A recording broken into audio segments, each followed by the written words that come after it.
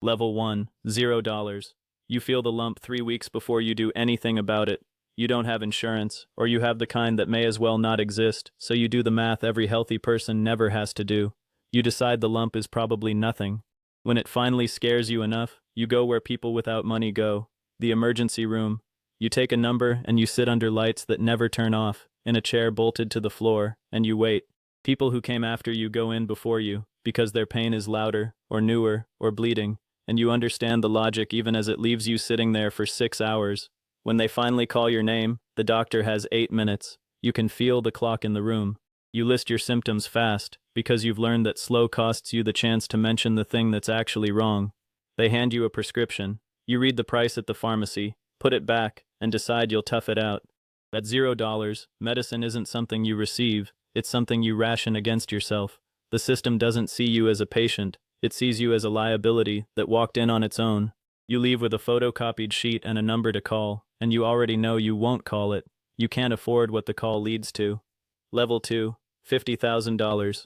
You have a job now, and the job comes with insurance, the regular kind. You have a doctor, an actual doctor, with your name in a file. You call, and they give you an appointment, 3 weeks out, but it's real. You sit in a waiting room with magazines instead of sirens.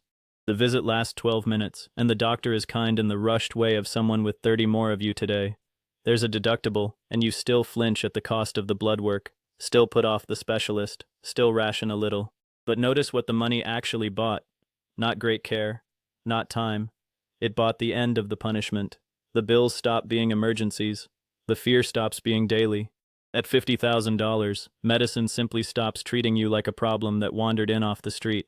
You don't get treated well. You get treated like a normal person whose body is allowed to be looked at, and after the bottom, that feels almost like being cared for. The system doesn't see you as a liability anymore. It sees you as a line in a database that mostly pays on time. Level 3, $250,000. Something shifts, and it isn't your health, it's the speed. You have the good insurance now, the kind with a card people recognize. You call on Monday and you're seen on Wednesday. When you need a specialist, there's no 6-month list. There's a name, a number, a referral that actually moves. The doctor's office calls you, to remind you, to follow up, to check that the medication is working. You're not chasing care anymore. Care is, gently, chasing you. The waiting room is quieter. The chairs are softer. Someone offers you water and means it. None of this is luxury. All of it is attention. At $250,000, the system stops making you fight for the appointment and starts protecting the relationship. The system doesn't see you as a line that pays on time. It sees you as an account worth keeping. Level 4, $2 million. Now you have your doctor's cell phone number. You pay a flat fee every year, and in exchange a single physician keeps a short list of patients, and you are one of them. You text a symptom at 9 at night, and a real person answers. The annual physical takes a full morning, not 12 minutes. They map your whole body, your blood, your heart, your history, and they sit with you long enough to explain what it means. But here's the part nobody tells you. At $2 million, you're not buying comfort. You're buying the next 20 years of your life. The thing that kills most people isn't the disease, it's the disease found late, in a system too crowded to catch it early. You just bought the early catch. You bought the scan before the symptom, the conversation before the crisis. The system doesn't see you as an account anymore. It sees you as a life worth keeping ahead of its own decline. Level 5, $20 million. This is where medicine stops looking like medicine. You don't have a doctor, you have a team, a physician who coordinates specialists you never have to find, a full-body MRI every year that reads your insides like a weather report, genetic screening that tells you which storms are coming decades early.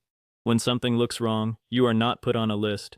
A car takes you to the clinic that does it best in the country, and they are expecting you. There is no waiting room, because waiting is for people whose time hasn't been declared valuable. Every point of friction an ordinary patient accepts as the price of being sick. The lists, the delays, the fighting with the front desk, the months between the worry and the answer, has been quietly removed for you, one, by people you'll never meet. The system doesn't see you as a life to keep ahead of decline. It sees you as a patient it has been trusted to protect. Level 6, $100 million.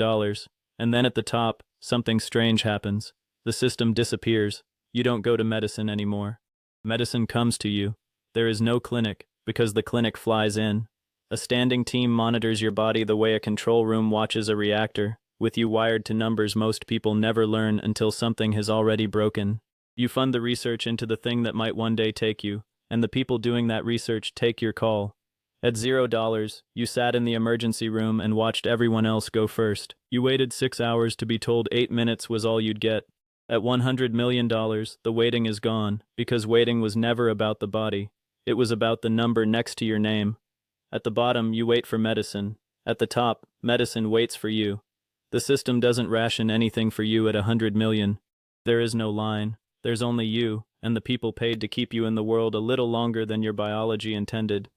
Here's what was really happening the whole way up, and it has almost nothing to do with medicine.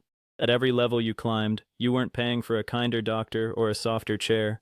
You were paying to remove friction. The waiting, the rationing, the delays, the slow grinding fear of a body you couldn't afford to look at. At the bottom you absorb all of it, and at the top, someone has quietly paid to make all of it vanish before it ever touches you. That's what wealth actually buys, in a hospital and everywhere else. Not a cure, not immortality. The slow disappearance of friction. Less waiting, less fear, more time that belongs to you. And the part that should bother you is this.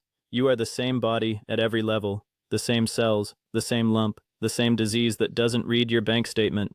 The cancer doesn't know your balance. The artery doesn't care.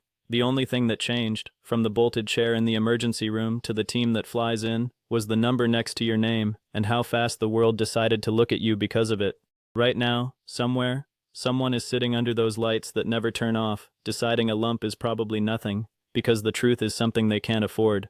The same system that will one day fly a team across the world for a person with enough money is at this exact moment handing someone like them a prescription they'll read and quietly put back. The system isn't broken. It's working exactly the way it was built to. Medicine doesn't change at every level of wealth. You do, in its eyes. Tell me in the comments which level you're being treated at right now, honestly, and which one you're trying to reach. And if you want to see the next one, I'm thinking of breaking down how the law treats you at every level of wealth. The same ladder, a different building. Tell me to make it.